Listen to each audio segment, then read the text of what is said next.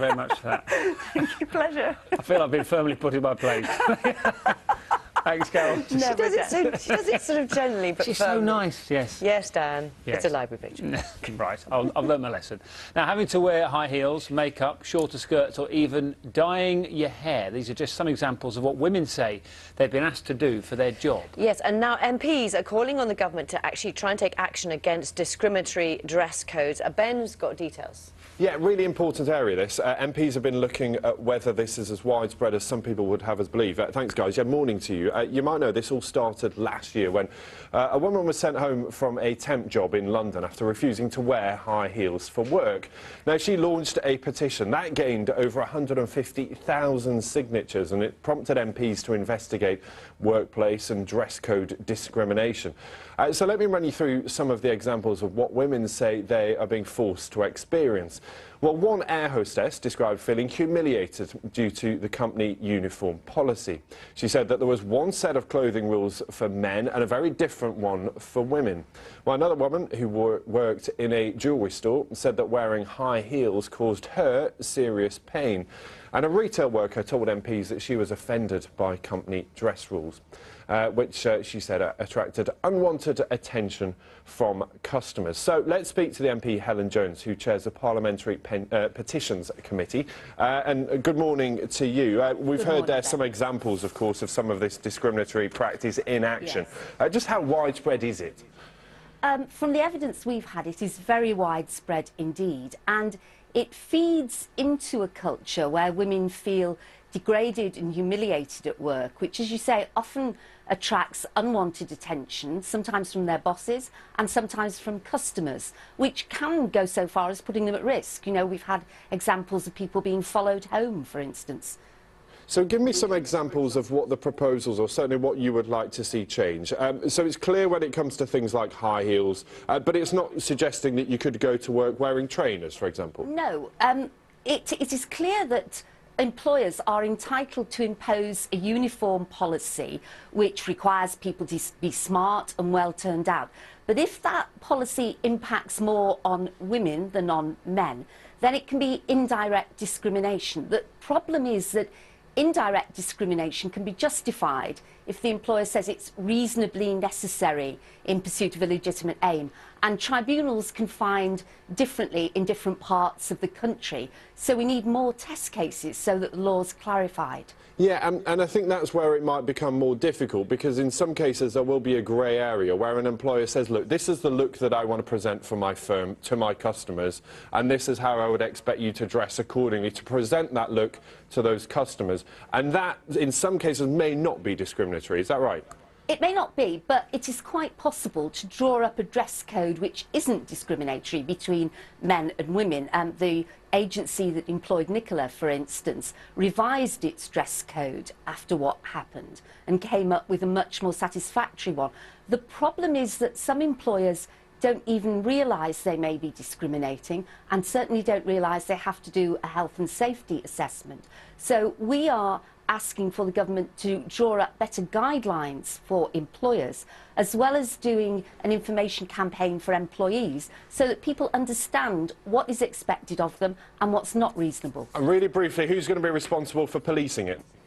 Well, hopefully we will see the Equality and Human Rights Commission taking some more cases in order to clarify the law. But we would really like to see much more information for employers so that they get it right in the first place. OK, it's good to talk to you, Helen. Thanks very much, Helen Jones there, the MP Chair of the Petitions Committee. Thank you. Let's have a little chat now with Francke. She's Chief Executive of the Chartered Management Institute, which promotes best practice in business leadership. Morning to you. And I must point out that it's not just women getting in touch with us. I've got a teacher as well saying, my head demands that men wear a tie or be disciplined, even on the hottest summer days, while women wear what they like. So that seems to be the problem, that there are just two, whatever it is, there may be two kind of codes of practice going on. Well, that's true. That can be an issue. And in fact, as was said, what you can't do in a dress code is have gender discrimination against men or women, and you can't compromise people's health and safety. High heels actually do both. So that's the guidance. It's fine if you're a hairdresser, you know, you want to look cool, you have to wear black, for example. That's okay. but it's things that compromise health and safety or discriminate. That said, I think the examples that discriminate against women are more widespread. And what sort of examples, Anna, have you come across? Well, we just did some research at CMI that found quite astoundingly that 4 out of 5 managers have witnessed gender discrimination against women in the workplace. So it isn't just dress codes. The most common forms were inappropriate remarks, the so-called locker room banter. And also, one of the other things I know that you found out was women, for example, in meetings, finding it difficult to have themselves heard. Is that a common thing, and how does that manifest itself? Absolutely. Well, that was the second most common form of discrimination, and almost 70% found that. And it's mansplaining or man-erupting. I think, actually, there was a report that even the PM had experienced that. Yes, I know what you mean. There's some dress code.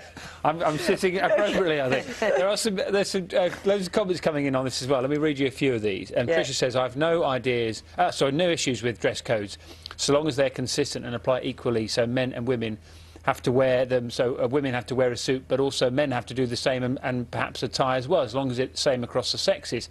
Theo says, "At investment bank where I work, the dress code for males was stricter than for females." And Marcus says, "A tie is a ridiculously uncomfortable article that has no place in modern life." I feel that we're inappropriately dressed this morning, Ben. Yeah, it's true. I mean, those comments really echo a lot that we've heard this morning. I mean, a lot of women saying clearly, you know, an example here, when I was a waitress, I was asked to wear skirts above the knee, I was asked to wear makeup, but then the employer was suggesting that's what the job was all about. But you're right, Andy says, teaching women generally have no imposed clothing expectations. Men often have to wear a suit and tie, and it's about the universality that's the most important, isn't it? Well, it is.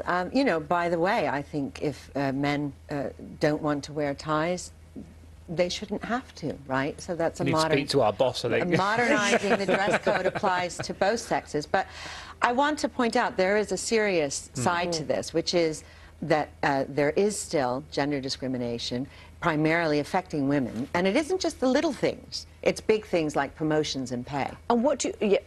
you make a very good point. What do you make about... Does there need to be a sort of whole culture change for people to perhaps see things in a different light? Absolutely. I think that there does need to be a culture change, and we know that from our research. And this sort of tolerance of little things, so little remarks, or, you know, you have to apply your lipstick, can often almost act as condoning the bigger things. So really, our request is speak out. If you see an inappropriate remark, call out your employer. If you have an inappropriate dress code, call out your employer. Okay. Challenge the smaller things, and then hopefully that'll take care of the bigger ones as well. Absolutely. Thank you very much. Thank you very much. Thank you. Thank you very much for getting in touch. So many of you doing so. Time now to get the news, the travel and the weather wherever you are. Headlines at 7.